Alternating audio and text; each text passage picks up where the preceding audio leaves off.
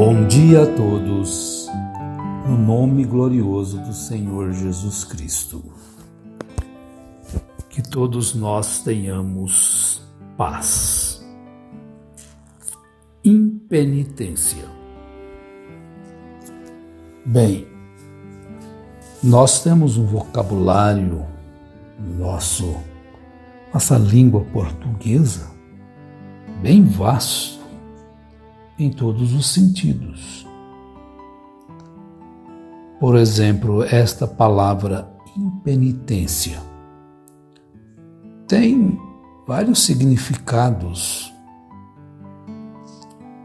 Por exemplo, obstinado. Aí você olha o obstinado, uma pessoa que não se arrepende de seus pecados. E um outro significado também de impenitente é contumaz. O que vem a ser uma pessoa contumaz? Que insiste no erro, persiste no pecado, embora conhecendo o que se deve fazer e não o faz. E este tipo de coisa, vou chamar assim, perseguiu por toda a vida Israel.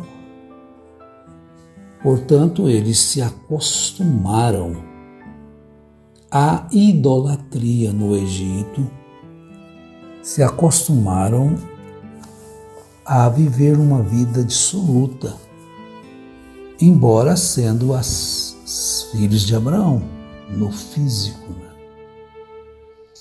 E quando Moisés, inspirado por Deus, os tirou dali, ele estabeleceu ordem e conduta. No plural seria ordens e condutas, coisas que deveriam ser observadas por eles durante todo o tempo. E como todas as leis que existem, quando são transgredidas, elas trazem penas sobre aqueles que não praticam e não obedecem àqueles mandamentos. Como Deus sempre tratou Israel, não muitas vezes como Deus, mas como pai que trata o seu filho. Então trazia-se sempre as advertências dentro do Pentateuco, livro de Levíticos, colocando as coisas em ordem sobre todos os assuntos, sobre os servos, os senhores, como o Novo Testamento também o traz. Não podemos esquecer isto, que Paulo também trouxe os ensinamentos sobre patrões e empregados, sobre pais e filhos e vice-versa, filhos e pais, maridos e mulheres, mulheres e maridos, e assim sucessivamente. Então você pode observar, se interessar, quiser ler um pouquinho sobre isto, sobre estes mandamentos, promessas e ameaças. Em Levíticos 26, você pode ler todo o capítulo, que não é muito longo. Ele tem aí 46 versículos, capítulo 26 de Levíticos. Então tem promessas e tem bênçãos e também tem correções. Por exemplo, eu não me acho digno de, de exortar alguém. Eu procuro fazer como um ensinamento essas palestras, esses devocionais, esses pequenos comentários, pequenos ensinos do dia a dia. Eu só quero tomar aqui o verso 21 e 26 de Levíticos, talvez o 22, E se andardes contrariamente para comigo, disse Deus, e não me quiserdes ouvir, trazer-vos-ei pragas 7 vezes mais conforme os vossos pecados.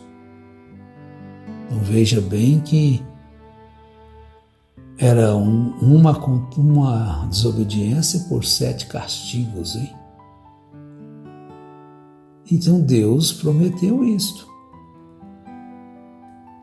Mas mesmo sendo a lei dura, terrível, mas mesmo assim eles transgrediam. Então, depois de trazer vários itens que aconteceria sobre eles, e Deus então adverte: e se com isto me não ouvirdes, mas ainda andardes contrariamente comigo, também eu convosco andarei contrariamente em furor, e vos castigarei 7 vezes mais por causa dos vossos pecados. Então aí Deus traz, descrevendo realmente o que aconteceria bem severo. E aconteceu quando Acabe era rei de Israel, deles comerem seus próprios filhos. Porque comereis a carne de vossos filhos e a carne de vossas filhas comereis.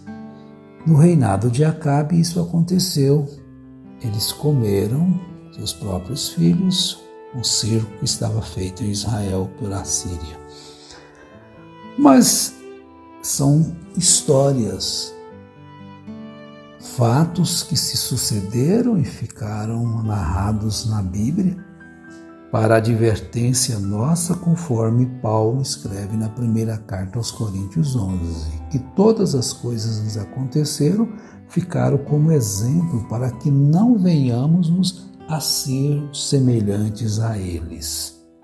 Visto que não estamos hoje mais debaixo da lei, ou estamos ainda debaixo da lei? Num sentido, não. Porque estamos debaixo de um pacto muito maior da graça de Deus, que é mais antiga do que a lei. Nós vamos compreender isto hoje? Não, mas numa próxima live, se Deus permitir, que a graça ela é anterior à lei. Quer dizer, ela se manifestou plenamente à humanidade em Jesus, mas ela já existia bem antes da lei vir. Por isso é que a graça é que salva, porque ela é primeiro. Agora,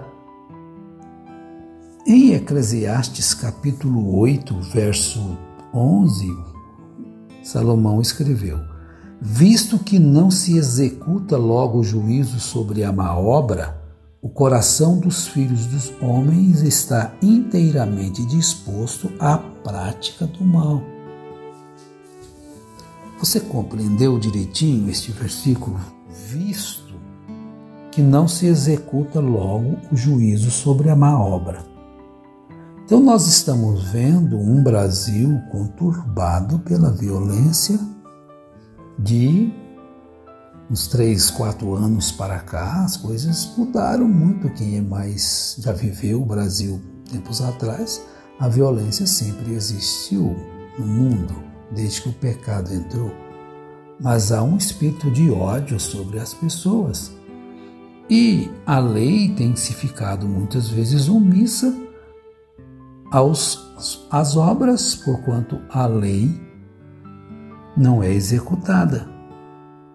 Então tem acontecido de pessoas, falam linchamento. O que é isso? As próprias pessoas, antes de aquela pessoa ir a julgamento, matam-na. Temos visto aí nos noticiários homens que matam crianças e crimes bárbaros, e antes que a polícia chegue para prendê-lo, a população o mata. Por quê? Visto que não se executa logo o juízo sobre a má obra. Então eles não executam e às vezes prende, solta, não tem prova, não tem aquilo. E as dificuldades que a lei tem e a população vai se tornando revoltada. Agora, então o coração dos filhos dos homens está inteiramente disposto à prática do mal. Por quê? Não se executa o juízo. Mas nós encontramos que às vezes, mesmo executando, as pessoas têm um lado que vai se revoltar com a lei e não vão obedecer à lei, mesmo vendo que aquilo lá foi correto. Vejamos um outro exemplo aqui em Deuteronômio, capítulo 21. Como era terrível. Vai falar acerca dos filhos desobedientes. Deuteronômio 21, 18. Quando alguém tiver um filho contumaz, que é um dos significados da impenitência, que quer dizer, não se arrepende de seus pecados, insiste no erro, persiste no pecado. Conhece já a verdade, mas não aceita a verdade. Conhece a graça, mas não quer viver debaixo da graça, quer viver no jugo do pecado. Deus, tempo a tempo, Ele faz isso, Ele levanta pessoas para convidar o povo ao arrependimento, deixar suas idolatrias, deixar suas maldades, mas se tornam contumazes e rebeldes para não obedecer à voz de Deus. Quando alguém tiver um filho contumaz e rebelde que não obedecer à voz de seu pai e à voz de sua mãe, e castigando-o eles, lhes não der ouvido, não lhes der ouvidos. Isto quer dizer, o pai conhece a prática do erro do filho, corrige-o, chama-o ao arrependimento, chama-o ao acerto, chama-o para que mude de direção, seus modos de agir, sua forma de tratar as pessoas. Ele persiste no erro. Então o seu pai e sua mãe pegarão nele e o levarão aos anciãos da sua cidade e à porta do seu lugar. Os próprios pais, seu pai e sua mãe, deveriam pegar aquele filho e levá-lo aos anciãos da sua cidade e à porta do seu lugar. Então os seus próprios pais dirão aos anciãos da cidade: este nosso filho é rebelde e contumaz, persiste em praticar o erro, não dá ouvidos à nossa voz, é um comilão e beberrão. Vejam que foi classificado ali como rebeldia, comilão e beberrão. Lá no Novo Testamento você não vai ouvir talvez esta palavra, mas vai ouvir a glutonaria, que é um pecado capital. O mundo está cheio de glutões e muitos famintos. Enquanto uns comem 10, 20 vezes mais do que precisava por dia, outros não comem nem a metade do que precisavam. E quanto mais se tem, mais mesquinhos ficam para com aqueles que não têm. Problema seu, dizem. Mas veja que isso aí tem consequência. Então isso aqui não é uma condenação para ninguém. Não estou aqui para condenar quem sou eu, nem o próprio Jesus condenou. Mas ele ensinou. Então o nosso papel é este. Observem a palavra de Deus. Fuja daquilo que é contrário a ela. É o nosso dever falar isso.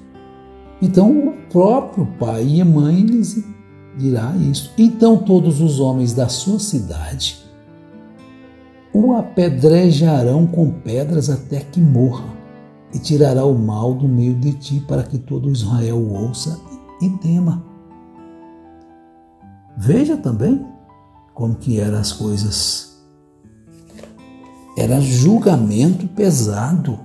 Ah não, agora a graça, então você pode se tornar um abusador da graça, não tem consequência?